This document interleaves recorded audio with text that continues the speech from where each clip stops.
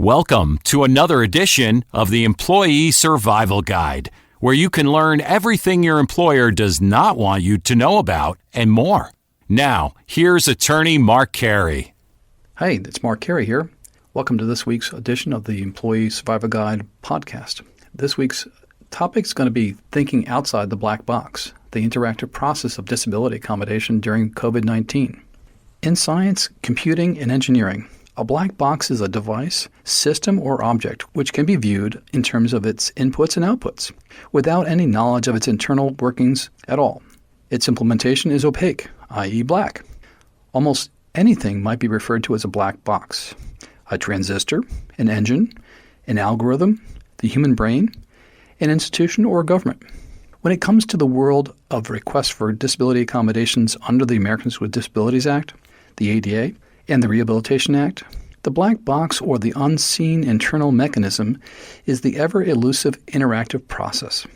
This is the process of information gathering and discussion between the employee requesting the disability accommodation and the employer who is obligated to determine whether the accommodation requested will be granted. I analogize this process to a black box because it is inherently opaque. Why? While the ADA and the Rehabilitation Act require that both employers and employees engage in this interactive process, neither statute precisely defines what it is or when it starts or ends. It is not clear what precisely the employer must do in the process or what the employee can and should expect. How long should the process take? How does anyone know if they are doing it correctly? How do we know the proper accommodations were considered? Now factor in the public health, workplace safety, and personal medical complexities of the COVID-19 pandemic and the concomitant work-from-home revolution, and the box becomes even blacker. Do employers have to offer the same accommodations to teleworkers that they offered to workers when they were on site? Are accommodations automatically available for those with health conditions that put them at greater risk for COVID-19? If a disabled employee was able to do her job during temporary telework periods due to COVID-19, is she entitled to continue telework after the employer resumes regular operations? More importantly, what is the specific interactive process that will be used to decide these issues? Let's see if we can figure out what is going on inside the black box. As with all black box analysis, we are going to examine the inputs and the outputs to determine what unseen principle or Byzantine process is going on inside the box itself. The inputs will be specific requests for accommodation scenarios, and the outputs will be the Equal Employment Opportunity Commission's guidelines and recommendations for ADA requests for accommodations during the COVID-19 pandemic. First, let's look at the box itself. The EEO laws, including the ADA and Rehabilitation Act, continued to apply during the time of the COVID-19 pandemic. Under the ADA, reasonable accommodations are adjustments or modifications in the facilities, operations, or equipment provided by an employer to enable people with disabilities to enjoy equal employment opportunities. If a reasonable accommodation is needed and requested by an individual with a disability to apply for a job, perform a job, or enjoy benefits and privileges of employment, the employer must provide it unless it would pose an undue hardship on the employer. Undue hardship means significant difficulty or expense. That is the basic reasonable accommodation rule under the ADA.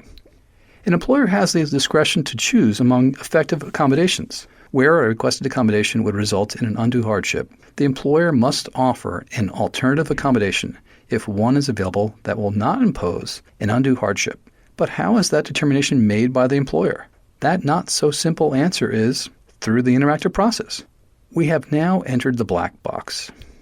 The interactive process, as described above, is the information gathering and discussion process between the employee requesting the disability accommodation and the employer. It begins when a request for accommodation is made by an employee, and the employer responds. Where it ends is more difficult to pinpoint. This process may continue or stop and resume again when circumstances change. It should really be thought of as an ongoing process.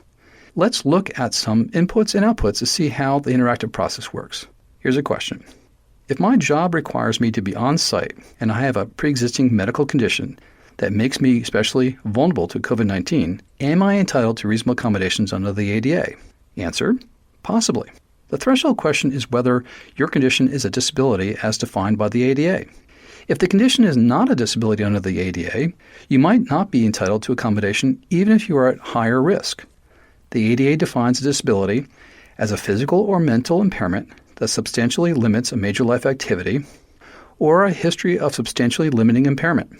When requesting accommodation, the employee should ask his or her physician whether the condition in question meets that definition. Some physical and mental conditions which meet the definition include, but are not limited to, heart disease, diabetes, lung disease, compromised immunity, anxiety disorder, obsessive-compulsive disorder, or post-traumatic stress syndrome.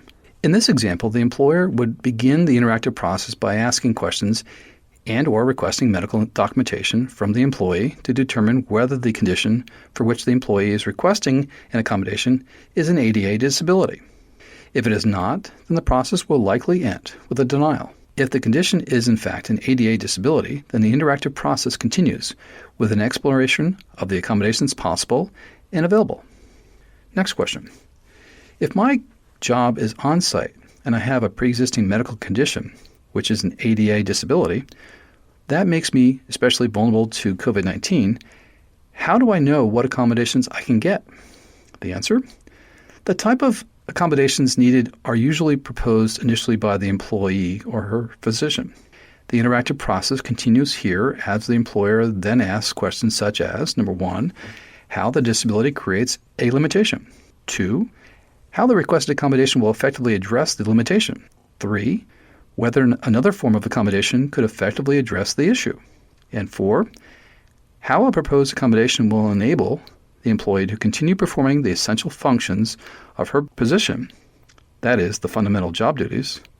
Some recommended COVID-19 accommodations to reduce exposure include, without limitation, changes to the work environment, such as designing the one-way aisles, using plexiglass tables, or other barriers to ensure minimum distances between customers and coworkers, providing personal protective equipment, PPE, temporary job restructuring of marginal job duties, temporary transfers to a different position, or modifying a work schedule or shift assignment may also permit an individual with a disability to perform safely the essential functions of the job while reducing exposure. Flexibility by employers and employees is important in determining if some accommodation is possible in the circumstances. Next question. Employer just say that my requested accommodations pose an undue hardship and not engage in any sort of process. The answer? The employer may not simply deny a requested accommodation without engaging in the interactive process. The employer is required to actually discuss the accommodations with the employee. If a particular requested accommodation would result in an undue hardship, the employer must offer an alternative accommodation if one is available that does not involve undue hardship. And I'm going to refer you to the Job Accommodations Network, JAN, at askjan.org for more information on this topic. The discussion of the proposed accommodations and the proposal of alternatives is part of the required process. Further, a general denial by an employer is insufficient. Undue hardship must be based on an individualized assessment of current circumstances that show that a specific reasonable accommodation would cause significant difficulty or expense. The employer must consider certain factors such as the nature and cost of the accommodation needed, must consider the overall financial resources of the facility making the reasonable accommodation, the number of persons employed at this facility, the effect on expenses and resources of the facility. How about the overall financial resources, size and number of employees, and the type and location of facilities of the employer?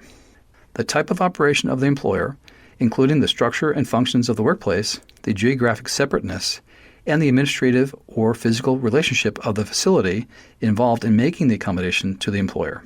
And finally, the impact of the accommodation on the operation of the facility. If the employer cannot answer questions regarding these topics, it is likely that the interactive process was not properly conducted. Here's the next question. When is an accommodation too costly? How can my employer decide? Won't employers just say anything that costs money is too costly? Here's the answer. Undue hardship is determined based on the net cost to the employer. Employers are required to actually calculate costs and to consider all possible sources of outside funding when assessing whether a particular accommodation would be too costly. Thus, an employer is not only required to assess the cost impact of a requested accommodation on the organization, but also must determine whether funding is available from an outside source, such as a state rehabilitation agency, to pay for all or part of the accommodation. In addition, the employer should determine whether it is eligible for certain tax credits or deductions to offset the cost of the accommodation. If only a portion of the cost of the accommodation causes an undue hardship, the employer should ask the individual with a disability if she or he will pay the difference. If an employer determines that one particular reasonable accommodation will cause undue hardship, but a second type of reasonable accommodation will be effective and will not cause an undue hardship, then the employer must provide the second accommodation. Again, if the employer is engaging in the interactive process in good faith, these points will be considered and discussed with the employee. Next question.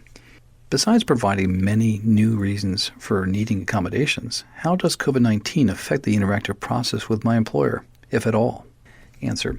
The interactive process is largely about assessing the relative burden of the particular accommodation on the employer's operation. Therefore, it makes sense that a financial, economic, and situational conditions affecting the workplace due to COVID-19 will factor into that calculus. In some cases, an accommodation that would not have posed an undue hardship prior to the pandemic may pose one in the new conditions imposed by COVID-19. Further, an employer may consider whether current circumstances create, quote, significant difficulty, end quote, in acquiring or providing certain accommodations considering the facts of the particular workplace. For example, it may be more difficult now to conduct a needs assessment or to acquire certain PPE items. COVID-19 could cause excusable delays in the interactive process. The loss of some or all of the employer's income stream because of the pandemic may affect the calculation of whether an accommodation is too costly. The physical layout of the facility may have changed due to COVID-19 safety measures, and a particular accommodation might not be feasible. Temporary accommodations might be granted and later changed or withdrawn as circumstances change. It might be easier to accommodate a request for telework or more difficult to obtain a temporary worker to take on marginal job duties.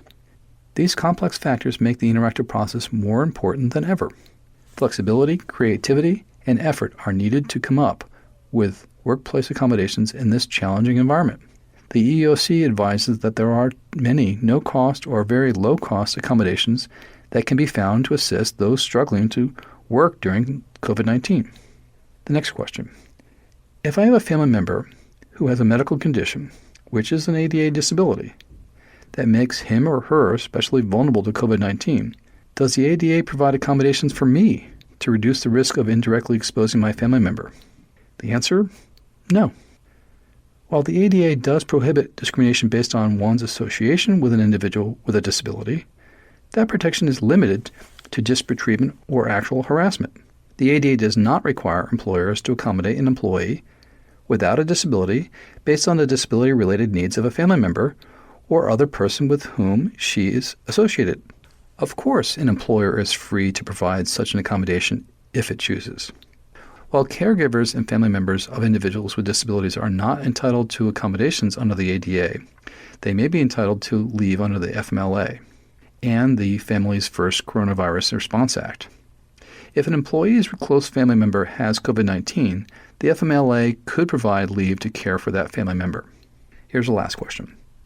If I have a medical condition, which is an ADA disability, that makes me especially vulnerable to COVID-19, and my employer allowed me and others to work remotely for a period of time, does my employer automatically have to grant me telework as a reasonable accommodation when the company returns to on-site work?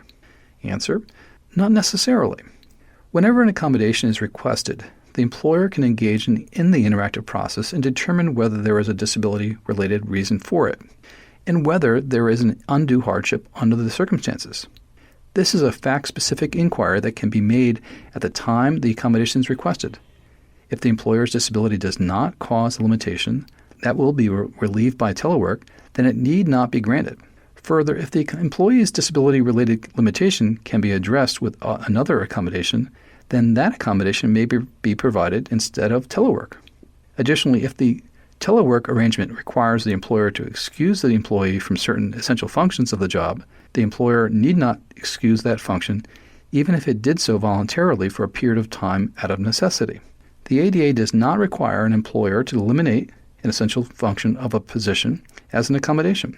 However, if the disability-related limitation would be removed by telework and all essential functions of the employee's job were performed satisfactorily during the telework period, then the period of telework could be seen as an experiment that demonstrates that the accommodation was effective and satisfies all job requirements.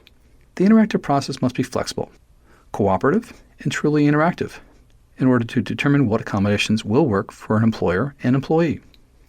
Based on our black box analysis here, it seems that the unseen mechanism that makes the interactive process work is some combination of cooperation, communication, and flexibility.